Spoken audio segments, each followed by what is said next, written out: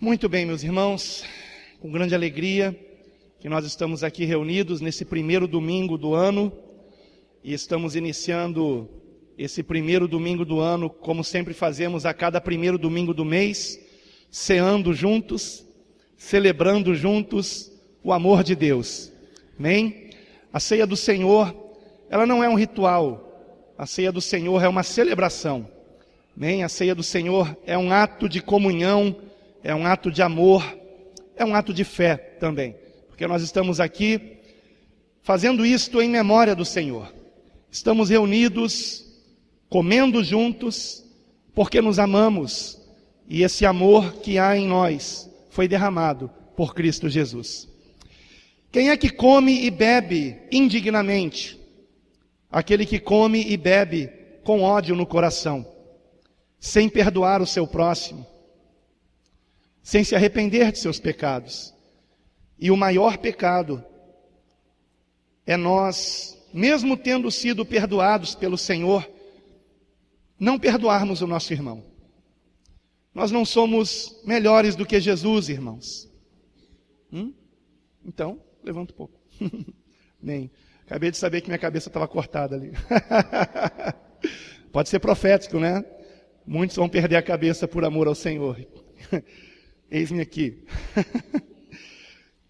Eu quero, nessa manhã, ser muito breve. Talvez você, assim como eu, esteja em jejum. Afinal de contas, o café da manhã, não por acaso, é chamado de desjejum, né? É quando nós quebramos o jejum. E talvez você esteja aqui também, assim como eu, sem ter ainda se alimentado. E eu realmente não quis me alimentar, não foi por uma questão espiritual, né? Pastor está em jejum. Não, é porque realmente eu quis tomar o café da manhã com vocês aqui, né? Então, eu quero fazer algumas leituras e falar o mínimo possível. E eu quero começar com a leitura da Epístola de Paulo a Tiago. Perdão, a Epístola de Paulo a Tiago foi ótima, né? Quem sabe ele tem escrito uma para Tiago, né? Epístola de Tiago. A gente prega tanto em Paulo. Essa foi ótima. Epístola de Tiago, amém? Capítulo 2, versículo 1. Sabe, irmãos, essas divisões de capítulos e versículos foram feitas posteriormente.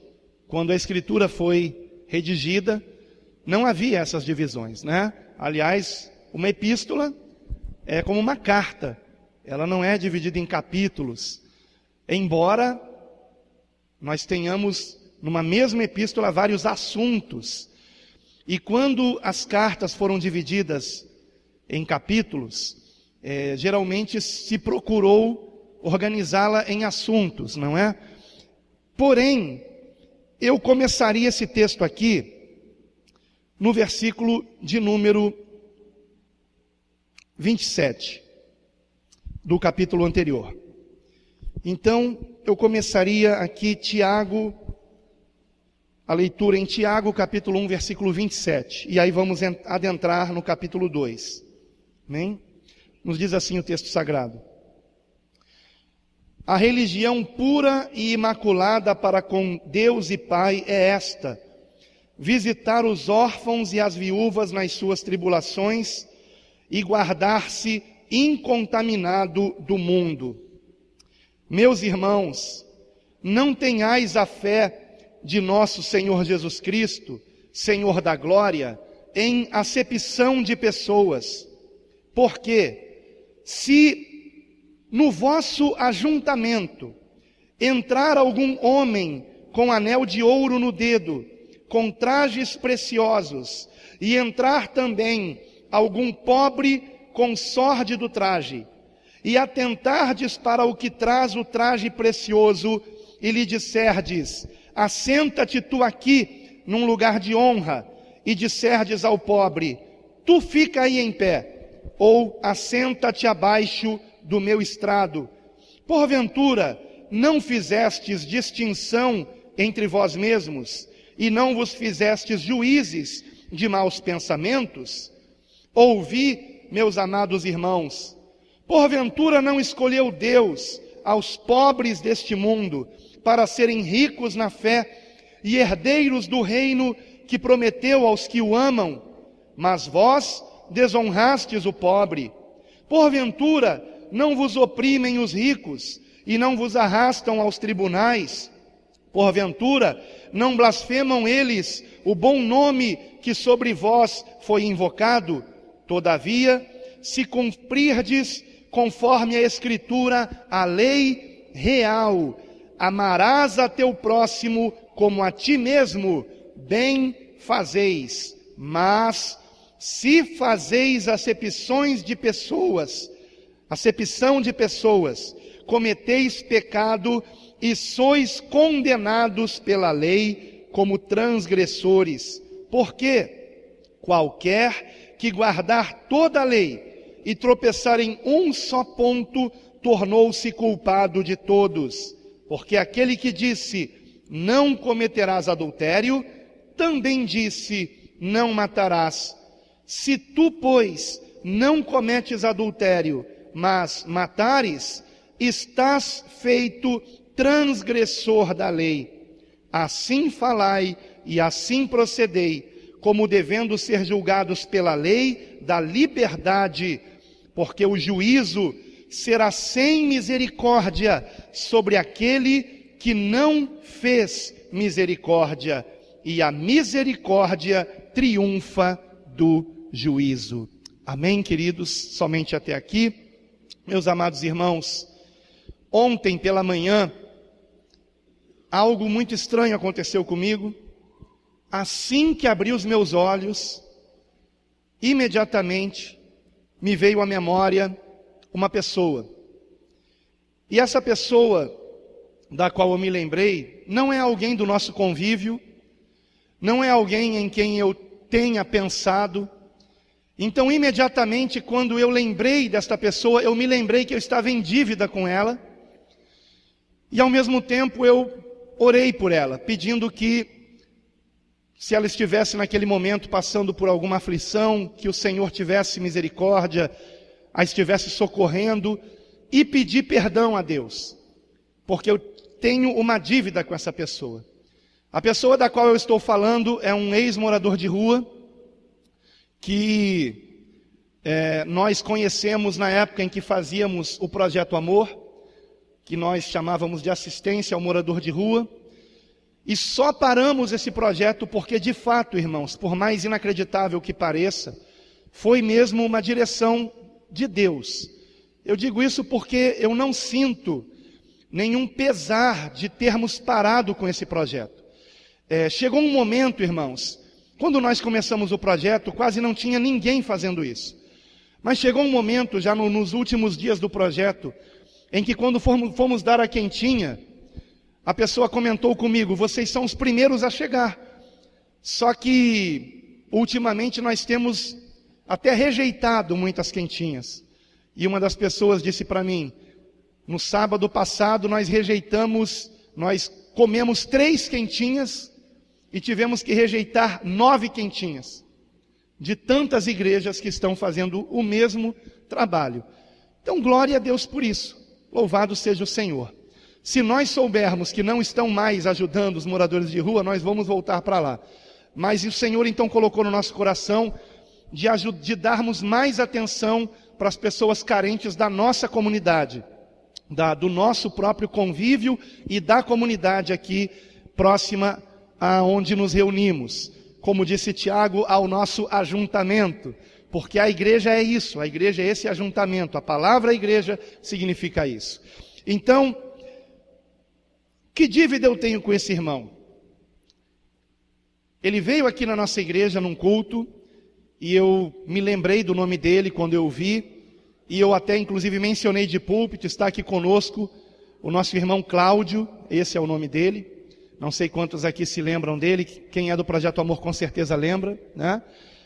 E no final do culto eu fui conversar com ele, o missionário Reginaldo estava aqui conosco inclusive naquele dia, e tanto o missionário quanto eu nos sentimos movidos, né, a darmos um valor para aquele irmão que estava passando por uma certa necessidade. Demos, como sempre fazemos, uma cesta básica, né? Demos algum valor também para ele. Só que o que ele mais queria era uma visita. E ele disse: pastor, eu quero que o senhor vá lá na minha casa, que o senhor visite a minha casa. E aí eu anotei o número dele num pedaço de papel, e eu fiquei de visitá-lo com o missionário Reginaldo. Só que estávamos já tão envolvidos com outras visitas, que a visita do Cláudio foi ficando para depois, para depois, para depois. E aí, irmãos, o que acontece é que eu não sei mais onde está o papel com o telefone dele. Não sei mais onde está. E o pior de tudo é que esta foi a segunda vez que eu cometi esse mesmo erro. Porque ele já tinha, da outra vez que tinha vindo aqui, pedido uma visita. Tanto é que dessa vez ele disse: pastor, o senhor esqueceu de me visitar? Não, mas agora nós vamos lá. Foi até bom, porque o missionário Reginaldo está aqui. E acabamos nos esquecendo. Acabamos nos esquecendo de fazer essa visita. E eu não sei onde ele mora, porque ele não soube me explicar direito. Eu tinha que ligar para a gente marcar num lugar e chegarmos até a casa dele. Eu sei que é perto de Alcântara, né?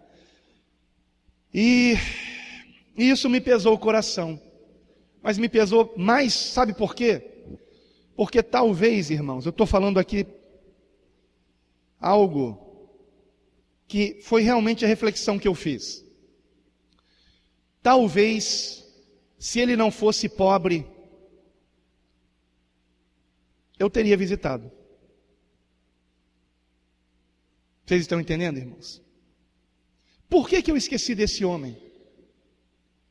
Talvez porque ele não seja membro da nossa igreja. Talvez porque ele não tenha uma boa condição financeira. Eu não sei, irmãos.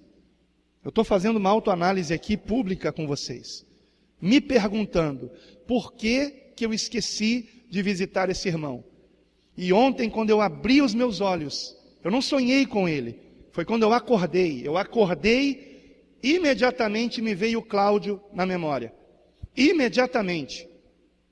E ao mesmo tempo, aquele pesar, aquela culpa que eu senti, a tristeza, a vergonha. Porque se esse irmão vier aqui mais uma vez, de novo, ele vai dizer a mesma coisa: o senhor esqueceu de me visitar?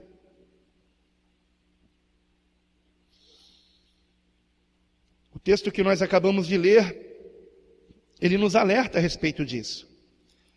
Ele diz no versículo 2: se no vosso ajuntamento entrar algum homem com anel de ouro no dedo, com trajes preciosos, e entrar também algum pobre com sórdido traje, e atentardes para o que traz o traje precioso, e lhe disserdes: assenta-te tu aqui num lugar de honra, e disserdes ao pobre: tu fica aí em pé, ou assenta-te abaixo do meu estrado, porventura não fizestes distinção entre vós mesmos, e não vos fizestes juízes de maus pensamentos?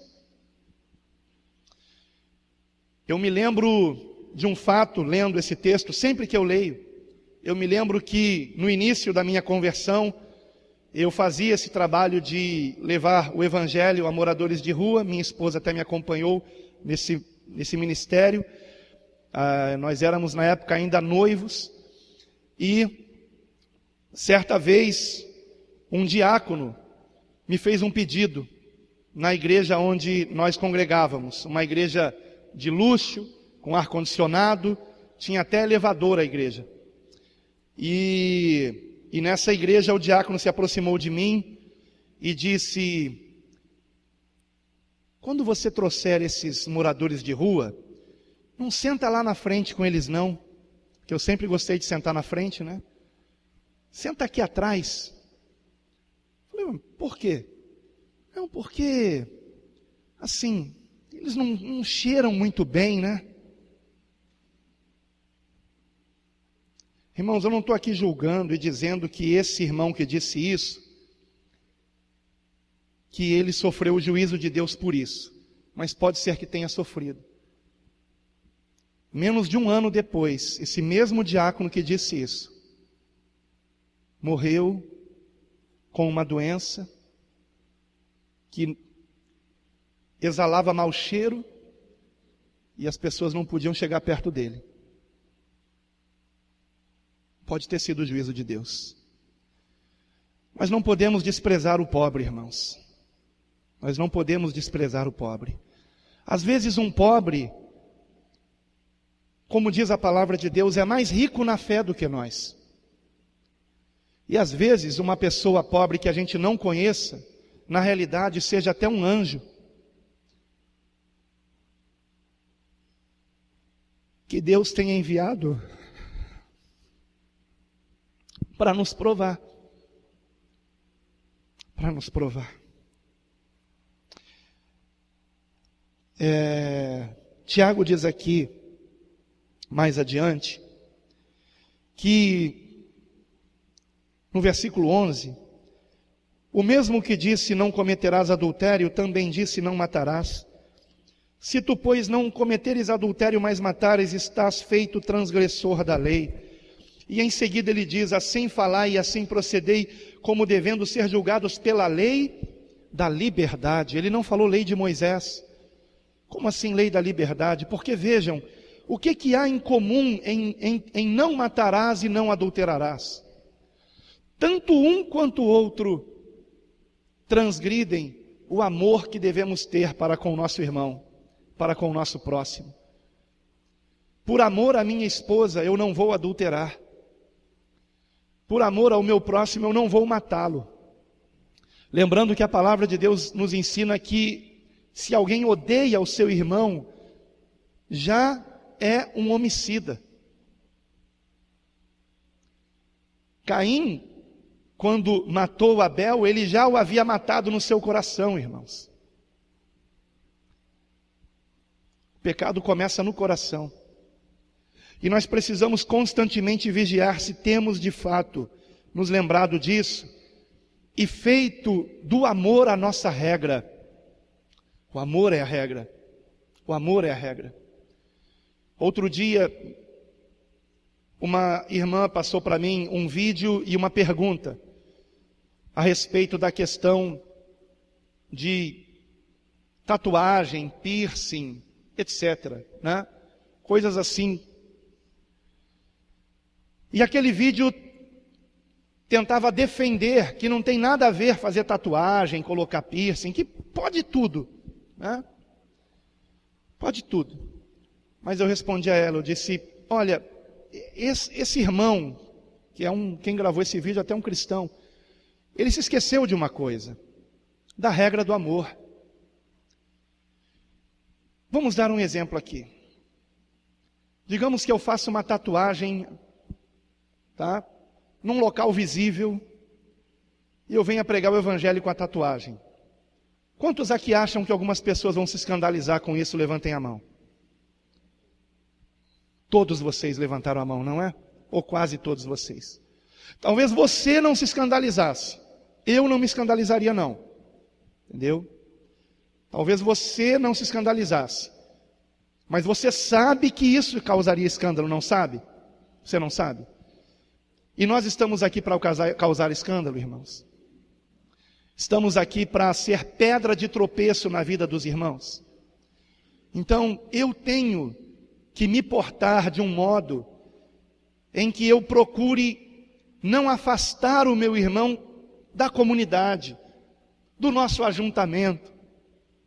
E especialmente as pessoas mais carentes, as pessoas mais pobres e as pessoas menos cultas, as pessoas que têm menos entendimento. Porque é claro que não é uma tatuagem que vai me fazer perder a salvação. Mas o que me faz perder a salvação é a falta de amor. Eu não estar nem aí e fazer uma tatuagem. Ou então eu pintar o meu cabelo de verde, né? Ou fazer qualquer outra coisa escandalosa, vir pregar de camiseta, de bermuda. Algumas pessoas vêm para a igreja de qualquer maneira, de bermuda, de chinelo. Eu não impeço de vir não. Mas eu fico pensando, poxa, essa pessoa ela não está pensando no próximo, ela só está pensando nela mesma. Isso é egoísmo, é egoísmo. Nós temos que nos lembrar, irmãos, que não somos uma ilha, que nós vivemos em comunidade, que nós precisamos nos importar uns com os outros, irmãos. E que talvez venham pessoas querendo fazer parte desse corpo, mas se virem alguma coisa estranha, sabe, talvez digam, não, essas pessoas não estão levando Deus a sério. Eu quero levar Deus a sério. Então é por amor ao próximo que fazemos sacrifícios, irmãos. E que sacrifício você tem feito por aqueles que precisam de ajuda? Que sacrifícios eu tenho feito? Muito pouco, irmãos. Muito pouco, irmãos. Eu tenho pedido perdão a Deus por isso. O mesmo Tiago, na sua epístola, declara que aquele que sabe fazer o bem e não faz, comete pecado. Comete pecado. Você sabe de alguém que está enfermo, você não o visitou, cometeu pecado. Alguém que está afastado do caminho do Senhor, não o visitou, Deus te fez lembrar dessa pessoa e você não visitou. Você até talvez tenha orado e dito, Senhor, envia um servo teu lá. Você é o servo que Ele quer enviar. Uma oração que eu creio que incomoda a Deus é a seguinte: Senhor, visita os hospitais. Como é que Deus visita os hospitais, irmãos? Nos usando, queridos. Através de nós, irmãos. Os hospitais são visitados através de nós. Eu glorifico a Deus pelos ministérios que se levantaram pelo Espírito Santo nessa igreja. Ministério de evangelismo, ministério de visitação, o ministério de discipulados, discipuladores, que está se concretizando. Ministérios levantados pelo Espírito Santo de Deus. Todos temos que falar de Cristo, sim, todos temos que falar de Cristo, mas quando fazemos isso juntos, estrategicamente, não é?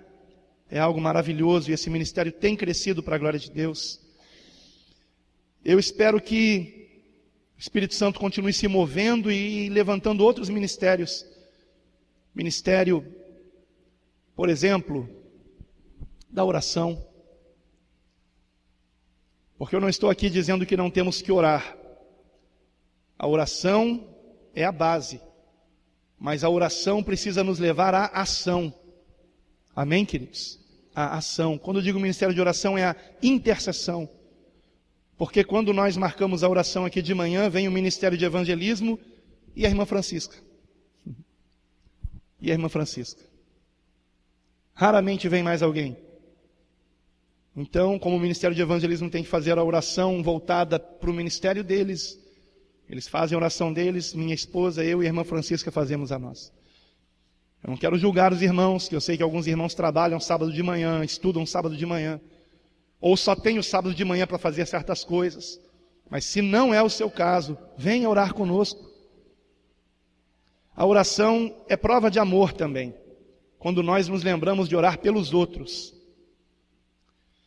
Então, quando o Tiago menciona o adultério e o homicídio,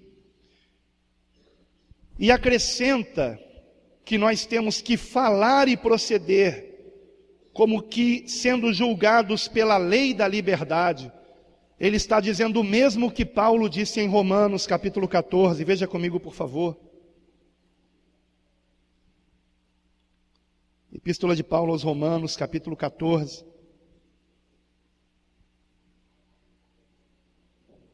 A partir do versículo 8.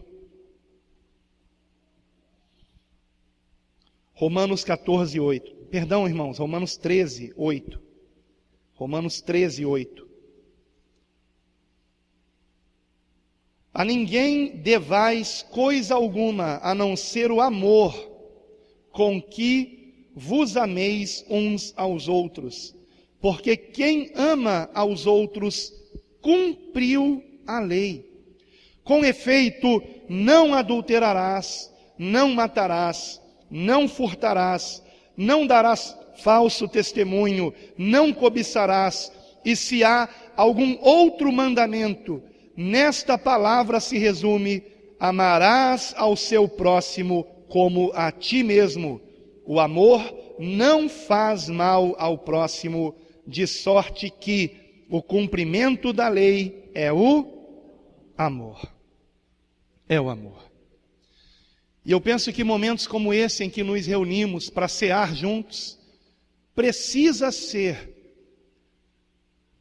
uma prova de amor ao próximo.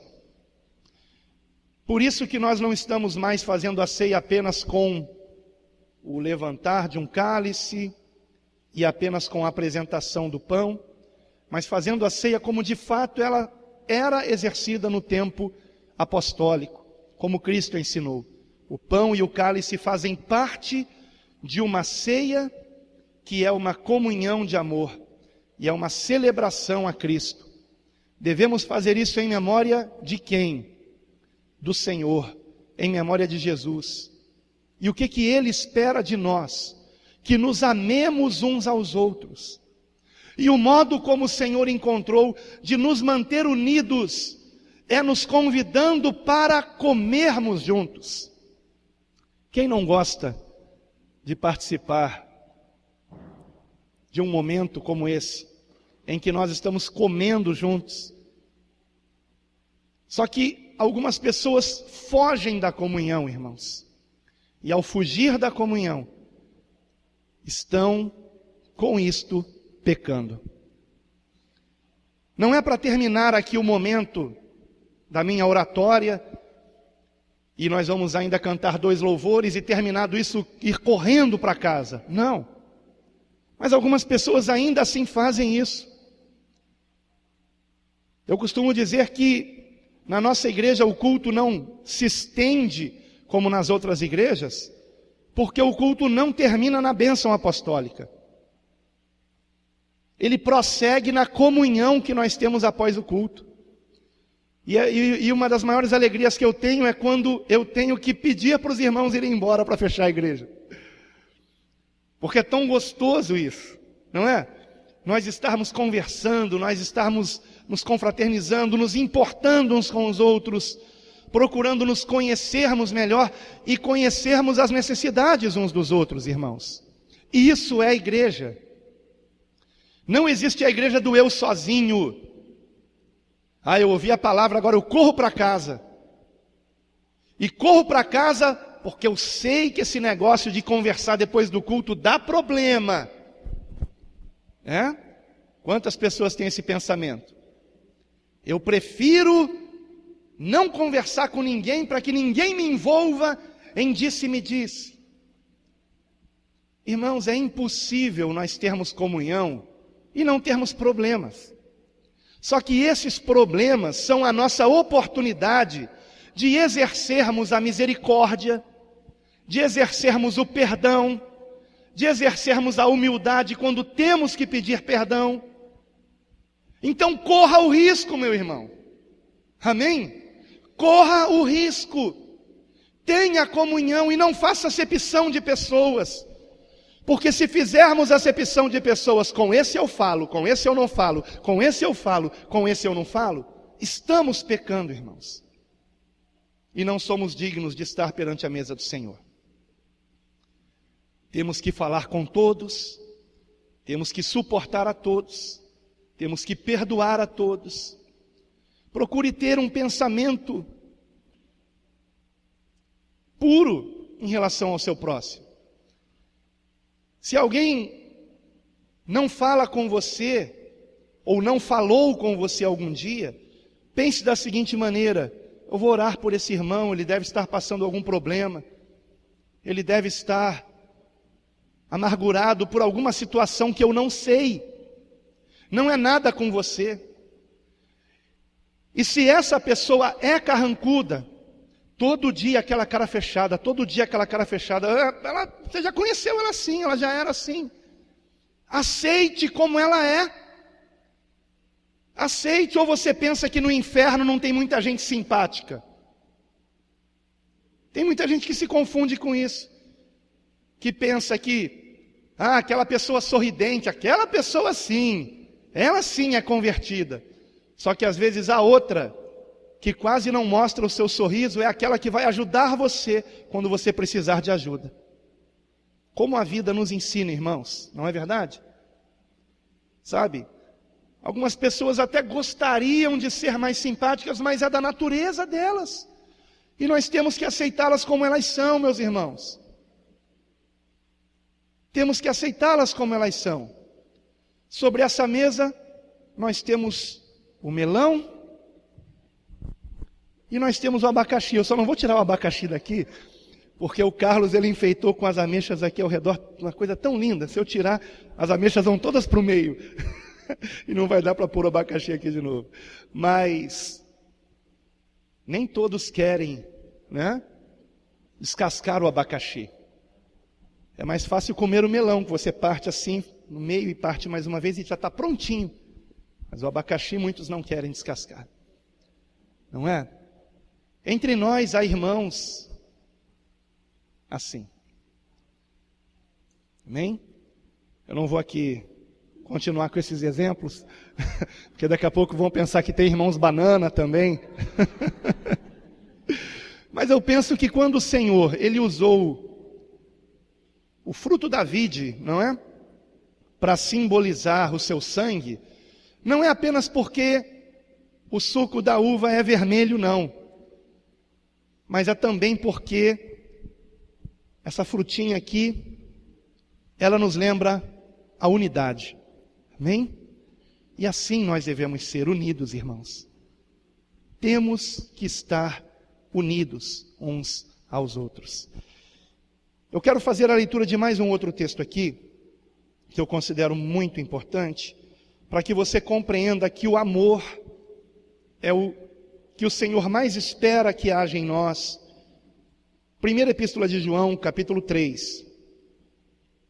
Quando nós nos reunimos.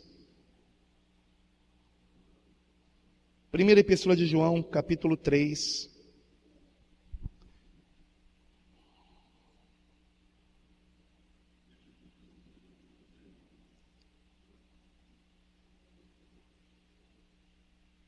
Versículo 15. 1 João, capítulo 3. Primeira Epístola de João, capítulo 3, versículo 15. Não é o Evangelho, é a Epístola. Que diz assim: qualquer que odeia a seu irmão é homicida, e vós sabeis que nenhum homicida tem a vida eterna permanecendo nele. Conhecemos o amor nisto, que ele deu a sua vida por nós, e nós devemos dar a vida pelos irmãos. Quem, pois, tiver bens do mundo, e vendo o seu irmão necessitado, lhe cerrar as suas entranhas, como reside nele o amor de Deus? Meus filhinhos, não amemos de palavra, nem de língua, mas em obra e em verdade. É muito fácil dizer que nós amamos, mas o amor tem que ser exercido. Note o contraste que há entre o versículo 15 e o 16. Aquele que odeia a seu irmão é homicida. Ele está matando o seu próximo. No coração dele, aquela pessoa já está morta. Quando você decide não falar com alguém, você matou essa pessoa no seu coração. Você se tornou um homicida. Nunca faça isso. Nunca faça isso. E isso começa no casamento. Porque às vezes, um casal tem uma desavença, geralmente coisas mínimas, pequenas, bobas. E por causa de uma coisinha assim, um fica de cara feia para o outro. E não se falam. E não se falam. Isso é pecado, isso é homicídio. O exercício da vida cristã começa aonde? Em casa. Em casa. Por isso que no final do Sermão do Monte, o Senhor conclui com a parábola da casa edificada sobre a rocha e da casa edificada sobre a areia. A casa sobre a rocha é o que ouve a palavra e pratica. Ele ama o seu próximo. Ele compreende que a lei e os profetas se resumem nisto: fazer ao nosso próximo o que gostaríamos que ele fizesse por nós. Mateus 7:12. E quando nós praticamos o amor, quando tratamos o nosso semelhante como gostaríamos de ser tratados, estamos edificando a nossa casa, a nossa família, a nossa vida sobre a rocha. E aconteça o que acontecer, estamos solidamente firmados no Senhor, que é amor. E o amor é a maior força que há, porque Deus é amor. Deus é amor. O amor é mais forte que a morte. Louvado seja Deus. A própria ressurreição de Cristo foi um ato de amor. Se no versículo 15 é dito que aquele que odeia mata, ele é um homicida apenas pelo odiar, mesmo que não pegue numa faca, num revólver para tirar a vida de alguém, no versículo 16 é dito que aquele que ama morre. Vocês compreenderam aqui o contraste? Aquele que odeia é um assassino, e aquele que ama está disposto a morrer por amor ao seu irmão. Como Cristo morreu por amor de cada um de nós. Quando é que ceamos em memória de Cristo?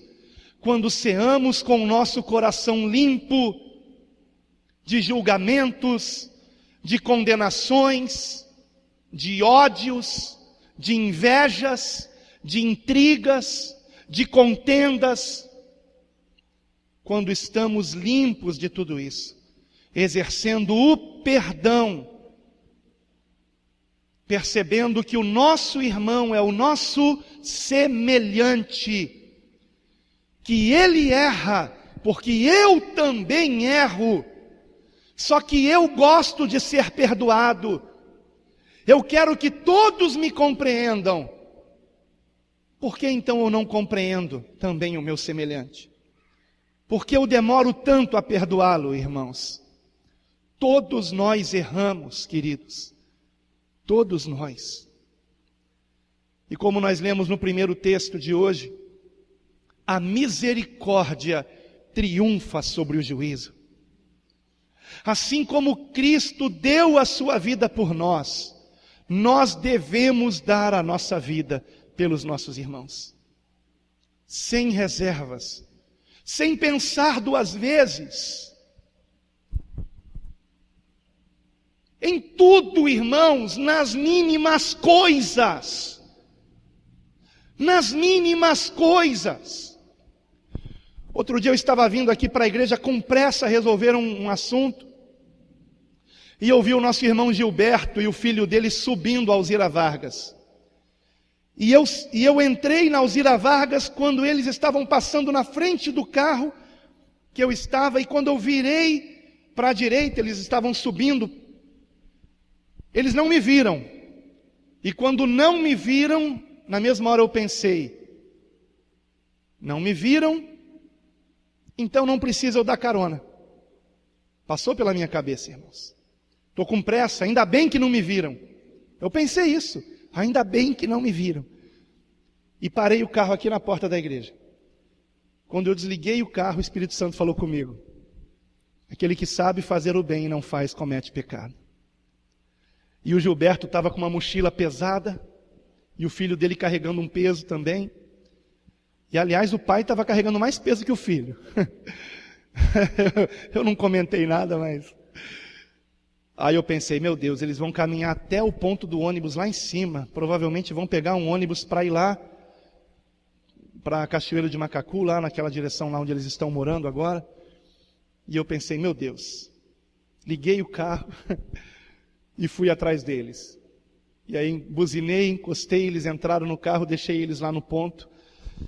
E eu percebi que realmente foi necessário. Eles estavam suados, cansados, e foi bom que a gente pôde conversar um pouquinho, e eu consegui resolver o problema que eu tinha para resolver, do mesmo jeito. Mas se eu não tivesse conseguido também resolver, pelo menos eu não teria pecado, irmãos. Então, nas mínimas coisas, você tem a oportunidade de fazer o bem? Faça. Você tem a oportunidade de fazer o bem? Faça. Não perca a oportunidade de fazer o bem. Não perca. Porque, irmãos, se nós praticamos a perda dessas oportunidades, imagine isto somado, hein? Isto somado na tua vida, hein? Quantas oportunidades nós perdemos de fazer o bem no último ano? Se somarmos isso, quantas oportunidades? Quantas pessoas deixamos de visitar? Quantas pessoas deixamos de ajudar financeiramente, podendo fazê-lo? Não estou falando de emprestar dinheiro, não. Estou falando de dar mesmo dinheiro. Você sabe que o seu irmão precisa, você tem dinheiro guardado. Como diz Tiago mais adiante, leia depois a epístola, esse dinheiro vai falar contra você no dia do juízo. Você o guardou para juízo, podendo ajudar o seu irmão. Quantas pessoas nós deixamos de dar uma carona, nós deixamos de caminhar a segunda milha, porque estávamos com pressa de chegar em casa e sentar no sofá para ver televisão. Eu não faço mais isso, graças a Deus. Ou com pressa, por qualquer outro motivo, e aí por isso você deixou de ajudar alguém. Essa mensagem, ela atinge a mim primeiro, irmãos. Viu? A mim primeiro. A mim. E quantas pessoas aqui pensam exatamente isso? A obrigação é do pastor. Pastor fulano saiu da igreja, o senhor já foi lá visitar? E eu pergunto, e você, já foi lá visitar? Somos tão rápidos, não é?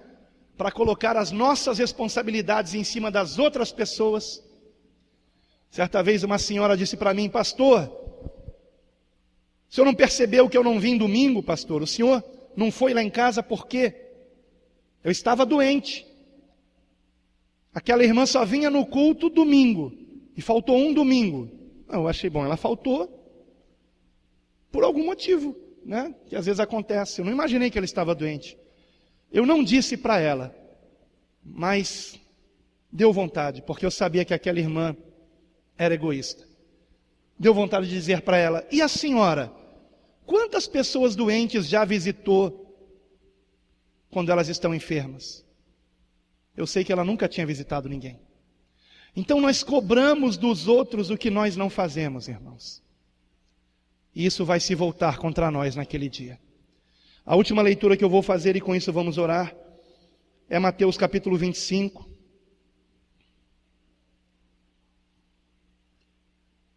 Eu poderia ler 1 Coríntios 13 também. Ainda que eu fale a língua dos homens e dos anjos, se não tiver amor, de nada me aproveitará. Mateus capítulo 25, que nos diz assim: então o reino dos céus será, aliás, não aqui, perdão, a partir do versículo, desculpe irmãos, a partir do versículo 31, Mateus 25, 31. E quando o Filho do Homem vier em sua glória e todos os santos anjos com ele, então se assentará no trono da sua glória, e todas as nações serão reunidas diante dele, e apartará uns dos outros como o pastor aparta dos bodes as ovelhas. E porá as ovelhas à sua direita, mas os bodes à esquerda. Então dirá o rei aos que estiverem à sua direita: vinde, benditos de meu Pai, possuí por herança o reino que vos está preparado desde a fundação do mundo. Porque tive fome e me destes de comer. Tive sede e me destes de beber. Era estrangeiro e me hospedastes. Estava nu e me vestistes. Adoeci e me visitastes. Estive na prisão e fostes ver-me. Então os justos lhe responderão, dizendo: Senhor, quando te vimos com fome e te demos de comer, ou com sede e te demos de beber? E quando te vimos estrangeiro e te hospedamos, ou nu e te vestimos? E quando te vimos enfermo ou na prisão e fomos te ver? E respondendo o rei lhes dirá: em verdade vos digo que, quando o fizeste a um destes meus pequeninos irmãos, a mim o fizestes.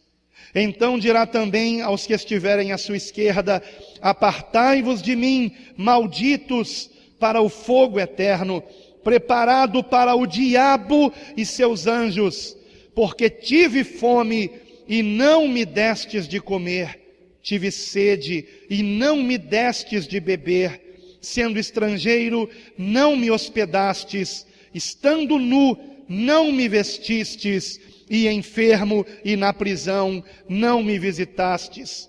Então eles também lhe responderão dizendo: Senhor, quando te vimos com fome, ou com sede, ou estrangeiro, ou nu, ou enfermo, ou na prisão, e não te servimos? Então lhes responderei dizendo: em verdade vos digo que, quando a um destes pequeninos o não fizestes, não o fizestes a mim. E irão estes para o tormento eterno, mas os justos para a vida eterna. Talvez não por acaso eu tenha iniciado a leitura no versículo 1, que é a parábola das 10 virgens. Nós imaginamos que o azeite na lâmpada é santidade, Espírito Santo. Mas eu quero lembrar a vocês que assim como o pássaro precisa de 2 asas para voar, a santidade também, sem o amor, não nos leva ao céu, irmãos.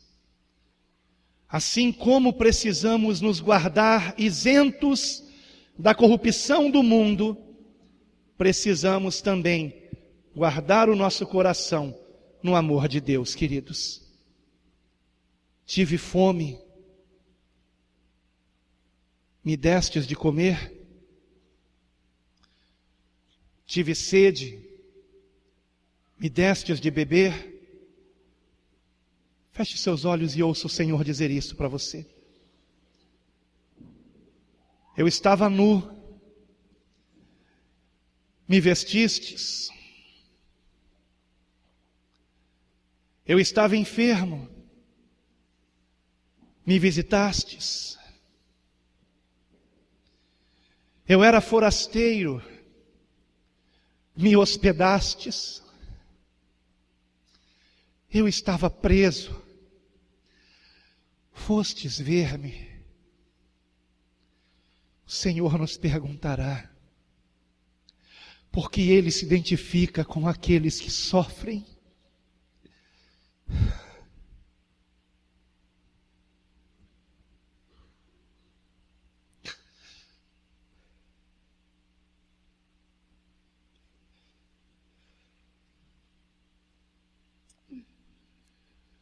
Há tantas pessoas sofrendo, irmãos. Há tantas pessoas desesperadas. Há tantas pessoas com fome. E às vezes nós jogamos comida no lixo. Colocamos mais no nosso prato do que aguentamos comer. Às vezes permitimos que coisas estraguem dentro da nossa geladeira, irmãos.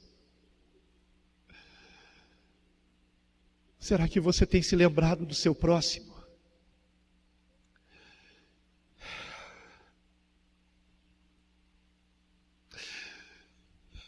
Eu confesso que eu não tenho, irmãos. Eu não tenho. E se eu não confessar os meus pecados, eu não serei perdoado. Mas não basta confessarmos os nossos pecados, irmãos. É preciso que nós o deixemos. Nós sabemos o bem que devemos fazer. E se não o fizermos, cometemos pecado. Ó Senhor nosso Deus, eu te agradeço porque estamos aqui reunidos para cearmos em memória do Senhor. E cear em memória do Senhor, Pai, eu compreendo que é isto. Compreendermos, ó Pai, que o alto preço que foi pago por Ti, foi pago por amor. Nenhum de nós merecia o que o Senhor fez por nós, o seu sangue vertido naquela cruz. As dores que o Senhor sofreu na sua carne, dores que nenhum de nós sequer tem noção, Pai, do quanto o Senhor sofreu. A maioria de nós aqui nunca soube o que é a dor de um açoite nas costas, e de um açoite com pontas de chumbo e pedaços de ossos, que quando voltava para a mão do carrasco, o açoite trazia consigo pedaços da pele do açoitado. E o Senhor levou, no mínimo, como era a prática romana, 40 açoites menos um. Ah, Senhor, nós não sabemos, Pai, o que foi a dor do teu sofrimento, o quanto foi pesada aquela cruz a ponto do Senhor precisar que Simão Cirineu a levasse, o quanto o Senhor já estava cansado, faminto, sedento, e tudo isto tendo sido feito por amor. Se o Senhor clamasse: Pai, livra-me dessa hora, mas o Senhor veio para essa hora. Se o Senhor tivesse rogado ao Pai, Ele teria enviado mais de 12 legiões de anjos. E para que tantos anjos? Porque se daria o juízo final naquele momento, tudo estaria perdido. Os anjos que no juízo do Apocalipse estão agindo, estariam agindo naquela hora, porque tudo estaria perdido, Senhor, se o Senhor tivesse desistido de nós. Mas assim como o Senhor não desistiu de nos amar, ajuda-nos a não desistirmos de amar o nosso próximo, Pai. Ajuda-nos a dar àquele que pedir, a emprestar àquele que nos pedir emprestado, sem esperar devolução. Ajuda-nos, ó Pai, a vivermos o Teu amor. Ajuda-nos, ó Pai, a sermos o bom samaritano da parábola, Senhor. A não sermos religiosos como sacerdote e levita, mas a sermos o próximo daqueles que precisam de ajuda, Pai. Nós assim oramos. Ajuda-nos, Pai, a vivermos o novo mandamento, o mandamento do amor. Ajuda-nos a amarmos uns aos outros, como o Senhor nos amou. E que isto seja para a Tua glória, em nome de Jesus. Senhor, eu Te dou graças pelo alimento que estaremos compartilhando nesta hora. Te dou graças, Pai querido, por essa comunhão em Cristo Jesus.